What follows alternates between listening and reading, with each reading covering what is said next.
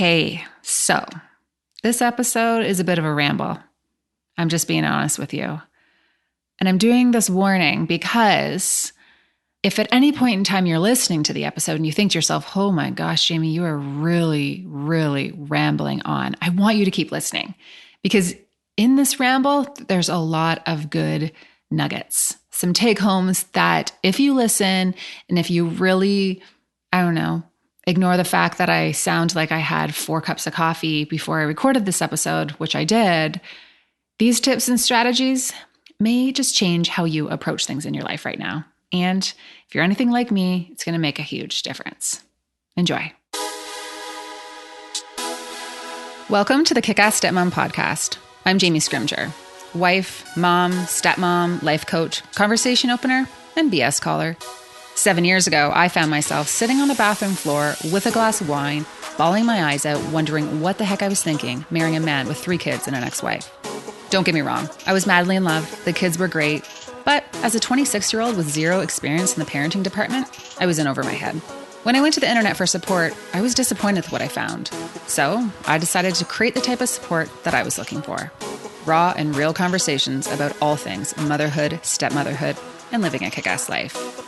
Life can be hard, really freaking hard, but each week I'll bring you tips and strategies and mindset shifts to help you thrive amongst the tough stuff in life. My goal is to inspire you to live your version of a kick-ass life. We'll bring you along as I create my own. Let's do this. Hello. Welcome back. It has been a couple weeks since I released an episode, and guys, I just needed a couple weeks because we made some changes to the podcast. So you may have noticed there's a new name, new cover art. We have basically done a small rebrand on the Jamie Scrimger podcast, which is now going to be referred to as the Kick-Ass Stepmom podcast. You know, when I first started the podcast, I didn't know anything about podcasting. To be honest, I still don't know a lot about podcasting. I've basically just ordered a mic and found someone to edit the podcast for me. Hello, Max, and started recording myself. And, you may be wondering, or maybe actually you're not wondering, but I'm going to tell you anyways, but what inspired this change?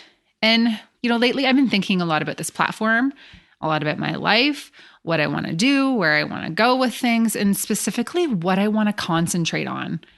And I have been dipping my toes into a lot. I have YouTube videos and blog posts and podcasting and coaching and exclusive stepmom community and all the things. But to do something well, you can only do so many things, right? And I feel like I have been trying to do all the things and it's prevented me from going all in on something. So I'm feeling this urge to simplify things. And I've decided to pick one piece of content that I release every single week and stick to that and then still do the rest. So I'm going to release a podcast episode every single week as I have been, and then, still do videos and still do all that, but I'm going all in on the podcast. And it's really about adapting a less is more approach and a work smarter and not harder attitude. And I'm talking in life, on this platform, all the things. By the way, as someone who really strives to do it all, this is a really challenging task, but it's something that I am committed to doing. Now, if you are one of my non-stepmom listeners, you may be asking yourself, okay, well, it's going to be the Kick-Ass Stepmom podcast now. So does that mean that the content is just going to be all stepmom related? And no, it's not at all. I've said this before, but I don't want to just talk about step parenting and blended family life. Frig, if we're being completely honest, there are some days when I don't even want to be a stepmom, let alone talk about it all day long. And I mean that with no disrespect to my stepkids and my husband. I love you all, but just sometimes it is really freaking hard. But I'm all about living a kick-ass life. And I say it all the time. It's part of the name of my program. It's part of my bio and description. I am a what's next and how are we going to do things better around here kind of person. And when I say I want to share and show you how to live a kick-ass life amongst the extra stressors that come with being a stepmom, I want to show you how to thrive amongst the really tough stuff in life. Because here's the thing. Being a kick-ass stepmom isn't just about talking about stepmom life all the time. In my ebook, 101 Ways to Be a Kick-Ass Stepmom, I say that thriving as a stepmom doesn't come from a book about stepmom life. It comes from working on yourself and focusing on your relationships and developing a confidence in who you are. And sometimes living a kick-ass life and feeling good comes down to a really great sweater or leggings that make your butt look good, or having a capsule wardrobe that makes you feel confident, or a great tinted moisturizer that makes your skin look amazing. It comes from finding motivation to work out, or a new, tip and strategy to help keep the spark in your marriage, or a great pair of workout tights. So I'm going to be sharing all of that too. Now, I know without a doubt that I'm going to have someone reach out and say that the last piece was materialistic, and feeling good and thriving in life doesn't have to come from a great sweater or a pair of Lululemon tights that, make your butt look good. And that's true. It doesn't have to. It's not a prerequisite, but I really like these things. And I personally feel a lot more confident and have more pep in my step when I feel put together. And I think a lot of you agree, because I get asked all the time for links to the clothes that I'm wearing or my skincare routine and all of that. So like I said, I'm going to start sharing a little bit more of that. And while I'm talking about it, if you're ever looking for a link to anything that I've mentioned, I have created a section on my website called Shop.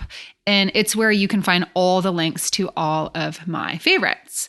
Chances are, if I've mentioned it on the podcast or on Instagram, you'll be able to find it there. Now, number 2, the last change that I want to be fully transparent about with the podcast is that I'm going to start taking on partnerships and sponsors. And I'm going to be super straight with you guys. This is my job. Podcast, coaching, creating content, the exclusive stepmom community, all of it. I turned a hobby into my job. A few years ago, I had a choice.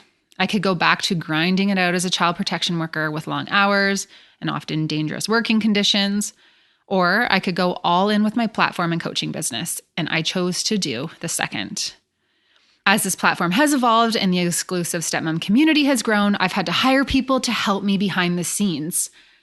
I have become an entrepreneur, which is so crazy to me, but with that transition has come wearing a business hat and making decisions that make sense for me, my team, the growth of this platform, and most importantly, benefit you, my loyal community too, because at the end of the day, this is all about you and supporting you. So podcast ads and sponsorships, you're going to see them here and there. And ads can make people roll their eyes. They can be really freaking annoying. As someone who listens to a lot of podcasts, I can get really irritated by ads. And if that's you, please remember there's a lot that goes into creating all the free content on the internet, and these ads help support that. My promise to you is that if I wouldn't recommend it to my best friend or haven't recommended it to my best friend, I'm not going to share it with you. So I'm going to be very, very particular about the partnerships that I take on, but we are taking this podcast to the next level. And with that, we are going to be taking on some sponsorships. All right, so I think that's all the housekeeping changes and updates that you can expect around here. For this episode, I thought I would do a little solo episode about where my head is at right now. It's basically a little bit of a reflection. And yeah, I just want to share where my head's at because I just turned 35 years old. And it's a weird feeling being 35. It's like I'm closer to 40 than I am 30. And I've never really thought that much about a birthday until now. It's just, I don't know. I'm just kind of, I don't know about it. I don't even really have the word. But if you've been listening since the beginning of the podcast, or even following me since I first started my blog, when I first started dating my husband, who was 13 years older than me, I was given the nickname the Pop-Tart. And you may be thinking of a delicious breakfast treat, but it was more of the context of a young girl dating an older man. Like, she's your Pop-Tart, or quote unquote, how's your little Pop-Tart? And I can't help but think, now that I am closer to 40 than I am 30, or the 26-year-old Pop-Tart that I was when we first got together, do I still get to be the Pop-Tart? I don't know. I don't think so. Just, I don't know. I just keep thinking back to how many years it's been since I went all in and decided to do life with Darren and the kids. It's just crazy. Anyway, there are 3 things that I want to tackle in this Where Is My Head At episode. And there's really no theme other than these are my random thoughts. And maybe these things will inspire you. Maybe they will give you the kick in the ass that you need. Maybe you don't care. I don't know. I'm doing it though. So first things first, I love a new beginning, a new season, a new week, a new month, a new year. And it's really just all about any chance to do a regroup. I am here for it. So the first thing I want to talk about is what inspired the changes to this podcast. A couple months ago, I joined a mastermind with Krista and Lindsay, the host of the Almost 30 podcast. And I'm going to link their handle for you because these girls are amazing. And this podcast isn't just for people who are almost 30. These girls are now older than 30. It's just such a phenomenal show. And I wanted to share this because I joined this mastermind on a whim. And I think that it's something that you all need to hear and maybe be inspired by. So I stumbled across their podcast while I was doing the dishes. And I thought to myself, wow, these girls are pretty great, and was just kind of listening away. And then I heard an ad for this mastermind that they were doing for people who wanted to take their podcast to the next level. And I was like, hey, that's me. And my gut told me to apply. So I did. I shut off the water. I went to my computer. I filled out the application, and the rest is history. I was in. And I'm sharing this because I like to follow my gut. My husband says that I like to make emotional, uninformed, and often irrational decisions, but I really like to refer to it as following my gut. And you know what? Whatever, it's worked. I've grown this platform based on my gut feelings. Anyway, Krista and Lindsay have helped me do an audit on the podcast, see what's working, see what's not, create a plan on how to keep growing, basically everything I shared above. And this coaching program was a bit of a risk, and it was an investment, especially because I had just learned about these girls, but something told me that I had to do it. And as I said above, this is my job. When I first started this blog, it was the Pop-Tart Diaries at the very beginning. It was a hobby. I wanted an outlet to share my story. And truthfully, I didn't think anyone would read my posts. But as it grew and I turned this passion and hobby into a business, I often get asked how I was able to make that happen. And I've talked about this in episode 76, Debunking and Confirming Your Assumptions About Me. It's a good episode. You should totally check it out. But a huge part of this success comes from investing in courses and masterminds from women who are ahead of me. And over the last 7 years, I've really invested back into this platform and my personal growth. And it's made me a better wife and a better stepmom and a better entrepreneur. And I'm sharing this because I want to encourage you to do that too. You don't know what you don't know. You can't see your blind spots. It's so easy to get caught up in what we're doing in the day-to-day life, but there's so much to learn, and it is so helpful to have someone with no agenda and an outside perspective come in and give feedback. Personally and professionally, like in all areas of life, this is so helpful. You can't grow if you don't make an effort to do so. So basically, I'm saying if you're thinking about taking a course or investing in coaching or going to therapy, stop thinking about it and just freaking do it. There's a reason why this idea keeps coming to your head. You are worth it. You won't regret it.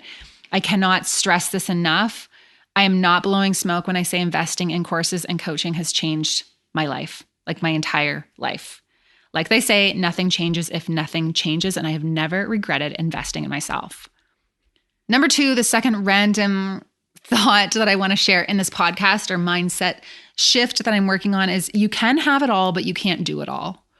And this year, I felt like I was constantly trying to do it all and have it all. And then I was upset and disappointed when I fell short or like an unorganized shit show. And actually, last night, my husband and I were talking about life, and I said one of the positives and negatives about both of us is that we set very high standards for ourselves. We have very high expectations of ourselves. And the problem for me, and I think for a lot of women, is that we're control freaks.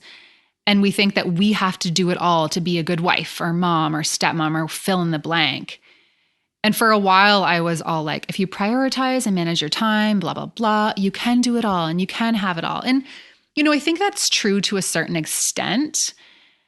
Prioritizing and being organized is important, but you will get to the point where if you want to level up at home or in your business, you need to start delegating.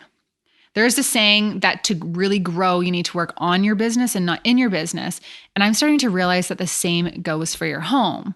It's about changing your mindset about what running your home life looks like and getting out of the mindset that it's all on you. So a few weeks back, I had a meltdown to my husband about feeling like the freaking maid. My husband works long hours and isn't around all the time. And I felt like I was just constantly cleaning up after all the kids and could not get my head above water. between errands and groceries and cleaning and running this platform and extracurriculars and pickup and drop off and blah, blah, blah, I was just tapped. And I literally burst out in tears. And guys, I'm on anxiety meds and they really, really numb my emotions. So crying is very rare for me. That's how overwhelmed I was. I don't even remember the last time I cried. And since then, I've been working really hard to change the way I look at running my family. Because even Darren was like, you need to start delegating. Like, why are you putting this all on you? So now I'm starting to think of it myself as the CEO, working on my life, business, and family, not in it. So you may have to sit with that for a second. Work on your family, not in it. And obviously, sometimes you need to work in it, but it's just a mindset shift about how you can do things. And to take things to the next level, we need to delegate and stop putting everything on us. The mental load of a mom and a stepmom is freaking ginormous. And right now, I'm focusing on decluttering and delegating. And to explain, I'm going to share an example that comes from my business, but just hang tight because I'm going to bring it back to family. So this year, I really focused on building out a team to help me take this platform to the next level. And I am a control freak. I can be a poor communicator. I really fly by the seat of my pants, and getting organized has been a bit of a challenge. We have come a long way as a team, but there's definitely a long way to go. Britt and Heather, if you were listening, it will get better. It's coming. It's coming. My sister Britt, she manages a lot of the behind the scenes and Pinterest and graphic design, and she manages this podcast. And Heather Stewart from Wicked Stepmom just came on, and she's helping me manage the exclusive stepmom community. I have a podcast editor. Brent Lively helps me with my videos. And I had to grow this team because I found myself on this hamster wheel going and going and going and not getting anywhere. I was so caught up in the day-to-day. And having this team to delegate tasks to, it's been such a game changer. In fact, my business is set to double this year because of this investment. And this couldn't have happened without a mindset shift. So I'm going to do this more in my home too. And obviously it's not about doubling my home. We already have a lot of people, so we don't need to double that. But I want to get off that hamster wheel, that feeling that you just can't get ahead. It's like, just keep swimming, just keep swimming. And I think that you should get off the hamster wheel too. So here's what I've done. I can't obviously hire a team. Mind you, if I ever win the lottery, I'm 100% going to hire a chef because I don't know, I just think that would be so amazing. But I've started to delegate. I do have a team in my home, 4 of them, and they live here rent free. So I'm delegating more to the kids. I've also hired some help. We have a cleaning lady. We always have. She's always been amazing. And we are just giving her a couple extra hours to do some of the tasks that just weren't getting done. It's been this huge, huge shift in our home. And here's the thing. Are things done exactly the way I would do them? Having the kids do them or delegating them out? No, but they're getting done. And if you're listening to this and you're feeling strapped for time and uneasy about how things are going, I want you to go through your life and ask yourself these questions. What am I doing that someone else can do? Like your kids, family, you can ask for help, you can hire help, delegate, any of that. And what am I doing that I'm not good at? What am I doing that is taking up too much of my time? Can I delegate this to someone else? So I'm going to go back and give you an example. I can edit and record videos. I can do it. I've done some great videos. I'm not great at it, and it takes me hours and hours, but I can bang them out. But I get so frustrated. I procrastinate on them. I'm not consistent because they take so long. And then I don't get things done that I need to get done because I'm spending so many hours editing videos because it's just not my thing. When I hired Brent Lively to help me with videos, yes, it was an investment, but I made it back because I was able to free up the time that could be spent doing the things that only I could do. So let's use this example in your household. Say your kids have holes in their clothes and you want to sew them. You're not good at sewing, but you can do it. It just takes you a long time to do it. So you procrastinate. It's frustrating. It takes you forever. In the meantime, the kids are missing their pants. You just, don't do the sewing. There's that. Or you can take it to a seamstress who will fix the hole for like $5. What's your time worth, right? So these are the little things that you can delegate out. There's this saying that says just because you can do something, it doesn't mean that you should. Now, I'm always reluctant to talk about delegating and even, hiring help, hiring a team, cleaning ladies, all of that, because it's inevitable. I'm going to get a message from someone saying, not everyone is in that position. There's people who are just scraping by and paycheck to paycheck. And 100%, I was in the exact same position. Not everyone can hire. When I was in child protection or when I started this platform, I had very little extra money. And I remember hearing about people hiring assistants or getting help with things and thinking to myself, wow, that must be really nice for you. But in time, little by little, I could. So I would invest, free up a little bit of time, invest more, find better ways of doing something that freed up some more time, that increased my productivity. It's all in baby steps. It doesn't happen overnight. And remember, you have a team at home. If you have kids, they're living rent-free. They are able to help. Ask for help, trade help, delegate to people in your family. It is a process, takes baby steps. But as you free up time by delegating and working on and not in, you're going to start to see more opportunities to do that. Everything will start to grow and you'll start to feel more organized and on top of things. Honestly, just trust me on this. Just give it a try. All right, so I'm switching gears here. Now, this is the last thing I want to touch on. And you've probably heard me say that I don't love the word journey. And I don't. But I'm learning that there really is no other word to use. So when people say we're all on a journey in life, I used to cringe, but more and more I'm like, well, yeah, it's really true. And I want to share my thoughts on this whole idea because it's really helped me with the hard relationships in my life. And I'm talking family, co-parenting, friends, etc. I believe that everyone in life has a lesson that they need to learn or lessons that they need to learn. And if you keep finding yourself in the same situations over and over again, there's a lesson there that you need to learn. And you're going to find yourself in those situations again and again until you learn them. It's not about anyone else. It's not about what anyone else is doing. It's about you and your lessons. So, God, universe, karma, whatever you want to call it, you have a lesson. And if you keep finding yourself in situations, they're telling you something. And this was a huge, huge pill to swallow for me. And I'm constantly working on this. I've said this in past episodes, but my lesson in life was, and 100% is, that I can't control everything and that I need to deal with the past trauma from my childhood, which has resulted in me trying to control everything. Life was like, oh yeah, you want to try to control everything and push your screwed up emotions from your childhood down and pretend like you're okay? Well, how about you go fall in love with a man with 3 kids and a co-parenting plan and see how that goes for you? 7 years ago, I had a choice. I could continue to sabotage my relationships. I could try to control everything, or I could deal with my past and move forward in a healthy way. So I went to therapy. I got myself a journal and I really dove into why I am the way I am. I did the work. Sidebar, I think that everyone should totally do this and everyone would benefit from some therapy. Like, therapy is so good. Now, one thing I am committed to doing in my 35th year is to go to some more deep-rooted therapy and really understand myself and dive more into this past trauma and all of that. Because once you start doing that, it really helps you understand why you are the way you are. But the reason I'm sharing this with you guys is that now when I find myself in a situation where we either have a step-family stressor, we're served court documents or financial issues, or have a challenge with the kids or family or whatever, I think these things. 1, this is really terrible. This is a pain in the ass. This is hard. This isn't fair. What's the lesson here? What can I take from this challenging situation? Like, what can I learn? And then the second is I'm responsible for my own journey. Everyone else is on figuring out their own shit. And I just have to focus on me and what I can control and what's important to me. You can't control anyone else. You can't make them learn the lessons that they need to learn. I am responsible for myself, my actions, my personal growth, my legacy, and raising good humans. That's it.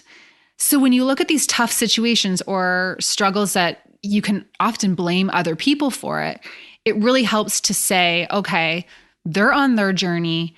I'm on my journey. They're learning the lessons that they need to learn, and I need to focus on me. So that's been super powerful for me. And I really wanted to share that with you because I know that mindset shift has really helped a lot of the women that I work with and a lot of my coaching clients. It's not about you. You have to focus on what you can control. Easier said than done. That's where the deep-rooted therapy comes in. But it honestly changes the game. Alrighty, guys, that's it for this one. It's all this forward Pop-Tart has for you. I hope that you got something from this episode. I know it was a whole lot of ideas thrown into one, but sometimes it just feels good to get it all out. So to summarize, simplify, delegate, own your shit, and find the lesson. And that is what I'm focusing on this year. Sidebar, I'm also focusing on really good skincare, drinking lots of water, doing lots of squats, and tightening out my ass. But we can talk about that in a later one. That's all for this one. So if you enjoyed this episode, share it with a friend and head to iTunes, leave a rating and a review.